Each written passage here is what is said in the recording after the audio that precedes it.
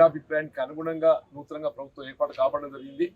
తప్పకుండా పంచాయతీ వ్యవస్థను బలోపేతం చేయటము ఈ ప్రభుత్వం యొక్క బాధ్యత భావిస్తామని చెప్పండి.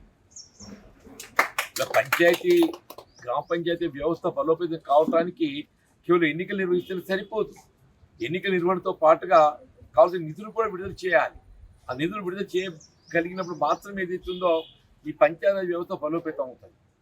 ఇలా గ్రామాల్లో ఏదైనా పని జరుగుతుందంటే ఆనాడు యూపీఏ ప్రభుత్వ హయాంలో రూపొందించినటువంటి యొక్క ఎన్ఆర్ఈజీఎస్ కార్యక్రమమే అని చెప్పక తప్పదని చెప్పంటున్నాను.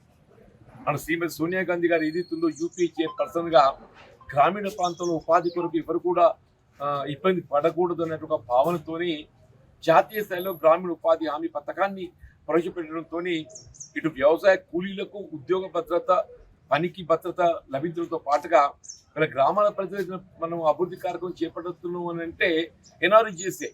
మీరు వైకుంఠ ధామాలే కానీ, డంపింగ్ యార్డ్సే కానీ, భవన నిర్మాణాలే కానీ, హరితహారమే కానీ, మీరు ఏది తీసుకున్నా కానీ ఎన్ఆర్ఈజీఎస్ కార్యక్రమం చెప్పంటుండే.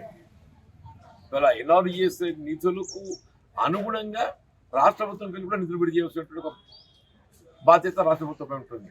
నేను తప్పకుండా ఈ అంశాలన్నీ గౌరవ ముఖ్యమంత్రి గారి దృష్టికి తీసుకెళ్ళి గ్రామ పంచాయతీ వ్యవస్థ బలోపేతం కావడానికి వరకు ఏదైతుందో వాళ్ళ పెండింగ్ బకాయిలు చెల్లింపు చేయడానికి కావాల్సిన నిధులు సమకూర్చడం ఇవాళ మనం కూడా బాధ్యత భావిస్తామని చెప్పండి. ఇవాళ గత ప్రభుత్వం ఏదైతుందో చేతులు ఎత్తేసింది. ప్రజలు అందుకే వారికి ఏదైతుందో తగు తీర్పు ఇచ్చింది. రాబోయే కాలంలో రేపు వచ్చే బడ్జెట్ ఏదైతుందో ఈ పంచాయతీ వ్యవస్థ బలోపేతం చేయడానికి కావాల్సిన నిధులు సమకూర్పు తప్పకుండా ప్రాధాన్యత ఇచ్చే విధంగా నేను నా వంతు ప్రయత్నం చేస్తానని చెప్పంటున్నా. అట్లాగే ఈ పార్ట్ టైం క్లర్క్స్కి సంబంధించి ఒక ప్రత్యేక హోదా కల్పింపు చేయబడే విధంగా ఇన్స్టెడ్ మల్టీపర్పస్ హెల్త్ వర్కర్స్గానే కాకుండా మీరు ఒక ప్రత్యేక హోదా కల్పించి ఒక ప్రత్యేక గుర్తింపు కల్పించి సో దట్ రేపు ఎప్పుడైనా కానీ గతంలో ఒక పర్యాయం కాంగ్రెస్ టైం లోపల పార్ట్ టైం క్లర్క్స్ అందరినీ కూడా పర్మనెంట్ క్లర్క్స్ చేయలేదు. రేపు ఎప్పుడైనా అవకాశం వస్తే పార్ట్ టైం క్లర్క్స్ అందరినీ కూడా వారి సేవలను పరిగణలోకి తీసుకుంటూ వాళ్ళ సీనియర్ని పరిగణలోకి తీసుకుంటూ పర్మనెంట్ చేయాల్సినటువంటి ఒక పరిస్థితి మనకు కలిగేస్తుంది అంటున్నా.